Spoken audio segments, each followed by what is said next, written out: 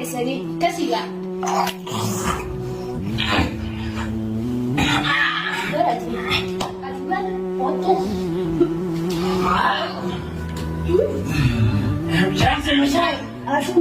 Assalaamu alaikum warahmatullahi wabarakatuh. Kabajamtoota hordoftoota keenya jirra jirtu harka fuune warreen kiristaanaatis hundi keessan Oromootii qaqqaalii fayyanaa qabdanii jirtu jirra alhamdulillahi.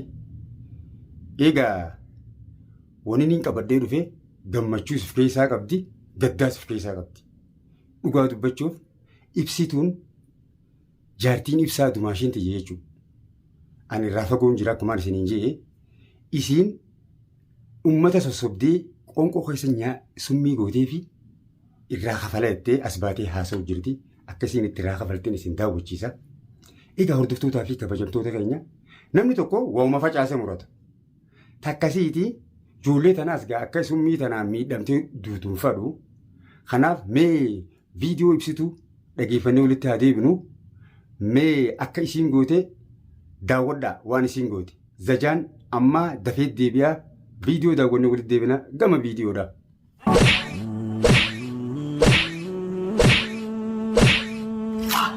Yabbaa keessanii kasiidha.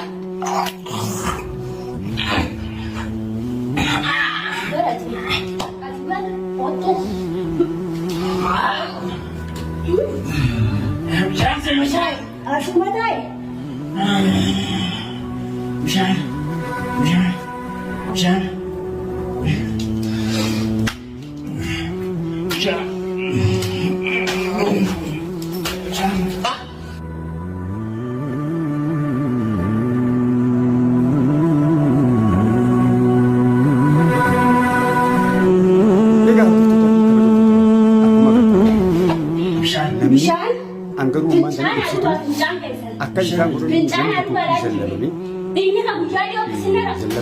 rabbii wajjin akka sallama du'aa ishee akka lama salaatee du'aa itti godhan nama jireenya tokko rabbii sirraan kanaaf isheen akka isaanii ta'uu qabdu ture jira. Misliin isinita isaanii kajeenyaati. Isaanirra hamtu waan jettee dhugoote amma ijoolleen tunis nama yaachifte amma ijoolleen tun akka malee namni biyya tokko nyaate wanta waliin fadhu amma isiin gammachuu dhiichisu jirti as baateetii haasa'uu jirti. Kanaaf namni hanga danda'utti hanga addunyaa tanarra jiraatu yoo heeruma dalage bareeddu. Namni qamadii adii facaase aduma murata. Hamtuu namni facaases hamtuma murata. Boqqolloo facaaftee qamadii murattu. Kanaaf michiyyoo tana gaa akka isaan itti tuman hedduu na suukanneesseetiin nama hunda mataan oowwee akkamitti kas jedhee namni hundi isa komatudha jira. Kanaaf ibsituun garaa jabaattee diibitee summii nyaachiftee jarri na naasise akka isaan tatta'an du'an yoonii fi rabbii du'a du'aa baase bahan isaan lachuutu jirutti hin jiran jechuudha. Dur jiran akka ta'an hin beekne xeelii rabbi nu dhageessisu ibsituun garaa jabaattee sila akkas ta'uu hin qabdu dhugaa dubbachuuf.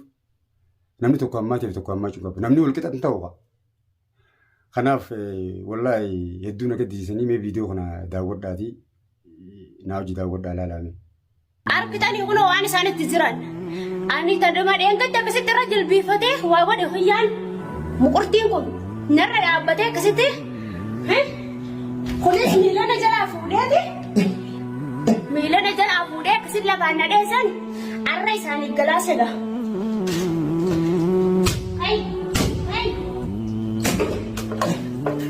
Haadharoo.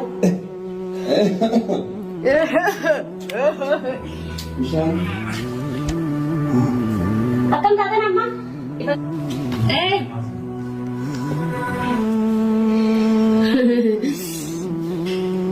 Waan taataniif gartaniidha.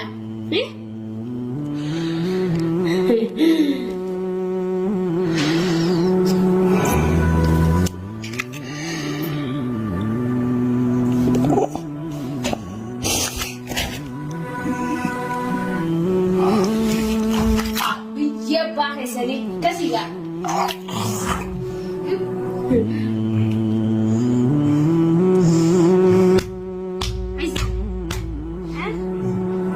Aizo. Egaa hordoftoota fi kabajamtoota keenya namni tokko hamtuu dhugaa dhufte waliin gammachuu gaarii miti. Addunyaan tun dhugaa dubbachuuf ilmi namaa yoo akka diin islaamitti bulu akka diin islaamaatti qabulu ta'e tokkollee addunyummaa kanaa mataa waliin dhawu. Namni akka diin islaamaatti bulu addunyaan hin tuqamtu. Har'a addunyaan wal fixuu jirti. Qiyaamaan tanumaa bara eegalte alaamaa qiyaamaati. Har'a yoon waan biraa dhageenye boruu waan biraa dhageenye. Dhumaatiin namni suufanni dhabee jira namaaf. Ammaan tana kana gubbaan ibsituu dhaadachuudha jirti. Egaa akkuma gartan sanii akka muraadii fi isaan taasisan gartanii ammoo tan lammaffaa irratti waan isinii godhu arguuf jiraattan tun itti xiqqaattee huba. Osoo isaan lafa tanaa kaanii natti hin dammeeyne laaqsin afraniin lafarra isaan oofee dachaa godhee dheechee inni gaafa dhiyoo sinarra deeme san dachaa godhee arraan irraa kafaladha. Dhiirummaan isaanii hanqanuma isaan godhan tun itti xiqqaatti. Nama dhiiraa tokko ibbiratti yaammadheen irraa hin kafala silaa alagaa wahii namaa rifatti. Wallaahi an alagaa diina mana kana maallaqaan bitee itti fideetiin irraa dachaa godhee harka isaan gaggoomsanii akkasii gararra naa deemanii anfayyaan kiyya inuma jiru qa. Akkuma inni dhaabbatee fiigiyoo dhaabbatee uudiin naa qabi jeenarraa mara. Uutii ati uuma kaameraa kana irraa gaggabee ilma jemmuu taatis. Uutii qabin irraa gadoo kaameraa kana. Kaameraa irraa gaggabee. Natti irraa inni gattaay. Barate sanitti anis akkasitti nama cafeessiseetiin akkasi kaameeraa qabee dhaabbadhee akkasitti san godhee immoo dachaa godhee irraa kafaladha. Dhaadannoon gaarii miti. Yoo har'aan tana nama dhaadatte boruu si dhaadatan rabbiin sirra laala. Yoo zallamamtan rabbi kadhaa nama sanitti du'aa ifirraatti godha. Rabbi firraa isaan isinirraa dhorka. Ani ittiin arkee bara ifumaafin itti arkee. Nama si hassaduus namni si hassaduus galanni isaa gooma xaaxuma isaa sirraa hafa. Namni nama tokko guu haasitu xaaxuma isaa sirraa hafa. Nama isin hassadinaadha. Kanaaf amma micoomtuun silaa akka roorrifamteen ani nama cinaa dhaabbatee obboleessitee fi isii tana wajjiin jara sammee. Kanaafu jarri qalbiin goggoydee jirti. Wooma isaan facaasanii deebi'ee fi hedduu tokko na gaddisiistii dubbiin tunii akka maleedha.